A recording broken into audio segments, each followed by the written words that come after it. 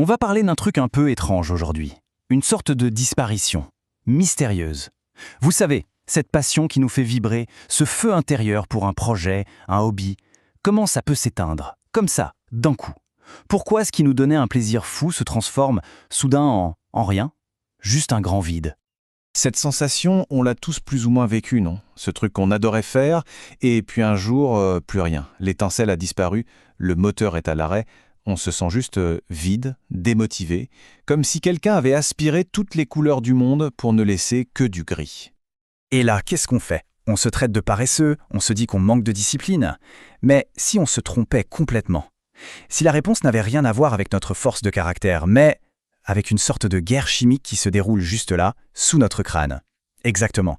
Ce n'est pas une crise de volonté, c'est une crise biologique. Une histoire de molécules qui ont décidé de jouer avec les réglages de notre bonheur. Alors accrochez-vous, on part en exploration dans notre propre cerveau. Pour comprendre la panne, il faut d'abord jeter un œil au moteur. Et ce moteur, le héros de notre histoire, c'est notre fameux système de récompense. Ce système, c'est un peu le chef d'orchestre de notre motivation. C'est lui qui nous pousse à nous lever du canapé pour accomplir des choses. Et son secret, c'est un carburant surpuissant, la dopamine. C'est cette petite molécule qui dit à notre cerveau « Bravo, c'était génial ça, on recommence quand tu veux ».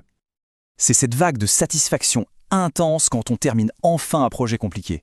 C'est ce sentiment d'être le roi du monde quand on atteint un sommet après des heures d'effort. Ça, c'est le shoot de dopamine, une récompense parfaite pour un effort fourni. C'est pour ça qu'on se dit, franchement, ça en valait la peine. Mais bon, dans toute bonne histoire, il y a un méchant. Et celui-là, c'est un saboteur de première classe. Il est silencieux, insidieux. Il s'infiltre partout. Son nom, le stress chronique. Et il a une arme secrète, une molécule redoutable. Et voilà le face-à-face. D'un côté, la dopamine, notre championne du plaisir. De l'autre, le cortisol, l'hormone du mode alerte rouge. Le problème, c'est que quand le cortisol est là tout le temps, il ne se contente pas de nous fatiguer. Non, il s'attaque directement à la dopamine. Il brouille ses signaux, il bloque sa production. C'est un véritable coup d'état biochimique. Et le plan d'attaque est d'une simplicité redoutable. C'est un effet domino. D'abord, le stress devient constant. Ensuite, le corps panique et libère des flots de cortisol. Le cortisol, à son tour, vient saboter le réseau de la dopamine, et paf, le domino final, le moteur de la joie commence à tousser, puis il s'arrête, le plaisir s'est fait la malle. Tout ça, ça peut paraître un peu théorique. Alors pour bien comprendre, on va regarder ce que ça donne dans la vraie vie. Prenons l'histoire d'Ahmed. Ce n'est pas un cas isolé, c'est le portrait robot de milliers de personnes qui se sont fait voler leur passion. Lui, c'est Ahmed, un ingénieur brillant, un cerveau qui carbure à la résolution de problèmes complexes. Et pour décompresser, son truc, c'était la montagne, l'escalade, le grand air. Bref, son système de récompense tournait à plein régime. Une mécanique parfaitement huilée entre les défis intellectuels au boulot et les défis physiques le week-end. Et puis, la machine a commencé à grincer. Son travail est devenu une cocotte minute. Des délais impossibles, des changements d'organisation constants, une pression qui ne retombe jamais. Le stress n'était plus une alerte ponctuelle, c'était devenu le bruit de fond de sa vie. Et son taux de cortisol, lui, était au taquet, 24 heures sur 24. Et c'est là que le piège s'est refermé. Lentement, discrètement, le pirate silencieux, le stress, a pris les commandes du cerveau d'Ahmed. Le contraste était hallucinant. C'est le jour et la nuit. La satisfaction d'un projet réussi, pchut, disparu. Remplacé par un sentiment de vide. L'envie de partir en montagne, zéro. Plus aucune motivation.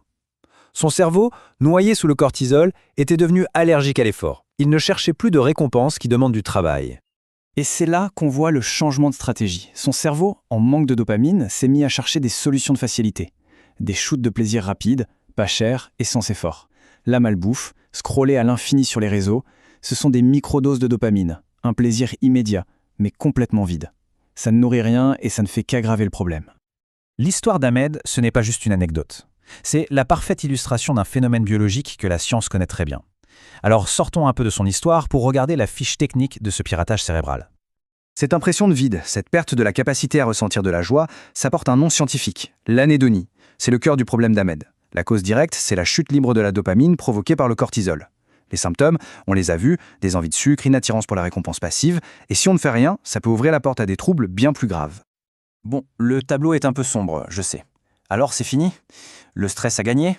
On est condamné à scroller pour le restant de nos jours? Heureusement, non. Le cerveau est incroyablement résilient. La reconquête est possible. on peut reprendre le contrôle de la salle des machines. Pour Ahmed, le déclic, ça a été de comprendre. De comprendre que ce qu'il vivait, ce n'était pas de la paresse, c'était un véritable SOS de son organisme, un signal d'alarme. Alors il a agi, il a cherché de l'aide et il a décidé d'appuyer sur le bouton « Reset ». Il s'est attaqué à la racine du problème, le stress chronique. Il a réduit son temps de travail, il a réintroduit des moments de calme, de la relaxation. Il a donné à son cerveau le temps de respirer et de se réparer. Et petit à petit, les circuits de la dopamine se sont remis en marche, les couleurs sont revenues, et la passion a refait surface. L'histoire d'Ahmed, c'est donc à la fois un avertissement et un message d'espoir. Elle nous montre que notre bonheur n'est pas juste une idée en l'air, c'est une mécanique fragile, très sensible à notre mode de vie.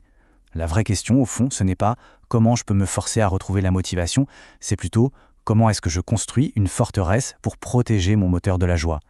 Réfléchir à ça, c'est peut-être le premier pas pour préserver l'essentiel.